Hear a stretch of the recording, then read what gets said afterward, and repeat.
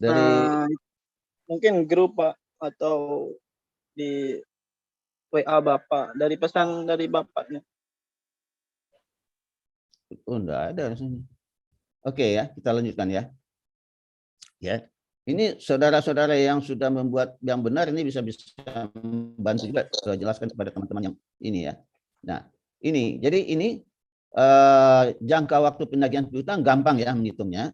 Kemudian rata-rata penagihan piutang. Yang ini banyak salah di sini. Ya, yang ditanya adalah rata-rata penjualan per hari sebetulnya yang harus saudara cari. Bukan rata-rata hari penagihan. Rata-rata hari penagihan piutang sebetulnya 16 hari ini, ya. Jangka waktu penagihan piutang itu adalah rata-rata hari penagihan. Memang soalnya agak rancu di sini ya. Jangka waktu penagihan piutang itu sama dengan rata-rata hari penagihan piutang. Nah, yang harus ditanyakan sebetulnya adalah berapa jumlah rata-rata piutang. Jumlah rata-rata piutang. Nah, untuk menghitung jumlah rata-rata piutang adalah kita sudah tahu rata-rata hari penagihan 16 hari. Kita harus cari tahu berapa penjualan kita per hari, ya, penjualan per hari. Maka rata-rata piutang kita adalah jumlah hari penagihan dikalikan jumlah rata-rata penjualan per hari.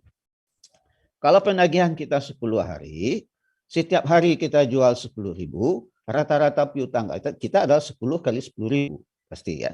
10 kali 10.000. Ya, itu rata-rata. Jadi kita menagihnya dalam tempo 10 hari. Selama 10 hari itu ya kita menagih ya, dan penagihan kita baru diterima setelah 10 hari. Sedangkan kita menjual setiap hari 1.000, berarti piutang kita menjadi 10.000 ya.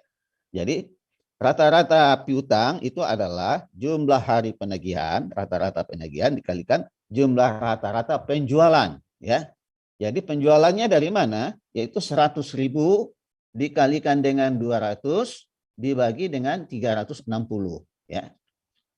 Nah, itu yang harus kita cari. Ya. Jangka waktu penagihan atau day sales outstanding ya, itu average collection period sama saja ya. Itu average collection period itu adalah 0,7 kali 10 hari ditambah 0,3 kali 30 hari sama dengan 16 hari. Semua benar ini yang membuatnya ya. Penjualan per hari adalah 70% kali 100.000 ya. Kan penjualannya 70% itu 100.000 dari 100.000 ya.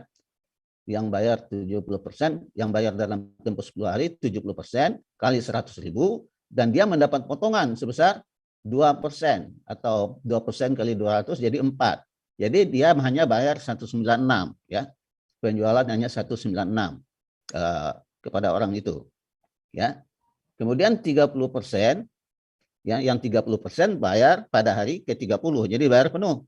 30% kali 100.000 kali 200 ya, dia nggak ada potongan. Ya. Jadi ini ditambah ini yang punya potongan dengan yang tidak punya potongan, totalnya itu dibagi 360. Ya. Itu adalah penjualan per hari, ya. Jadi penjualan per hari adalah 54,78. Ya. Yang jual dengan mendapatkan, yang membayar supaya dapat potongan, ya dihitung potongannya berapa. Kemudian yang tidak mendapat potongan, berarti tidak ada potongan, itu di total ya. Ya. Kemudian piutang itu adalah 16 hari dikalikan dengan penjualan rata-rata per hari, yaitu 54,78. Jadi penjualan rata-rata per hari adalah 54,78 dikalikan dengan hari penagihan yaitu 16, inilah rata-rata piutang, jumlah piutang ya. Nah, ini banyak yang tidak bikin. Pak, mohon maaf Pak, mau tanya ya. Pak. Ya, silakan. Yang untuk penjualan per hari itu bukannya yang 100 dikali 200 per 360 itu Pak? Yang mana? Penjualan per hari? Iya, penjualan per hari. Penjualan per hari 100.000 dikalikan 200 bagi 360. Tapi kan belum termasuk potongan.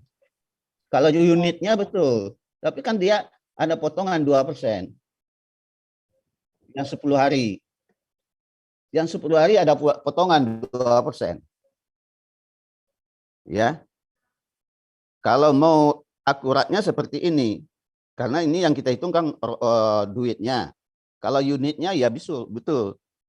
Kalau tidak atau kalau diabaikan yang 2%-nya bisa saja. Ya. Tapi yang benar itu harus dihitung dong. Karena dia nggak bayar penuh. Kalau dia nggak bayar penuh kan utangnya berkurang dong. Benar nggak?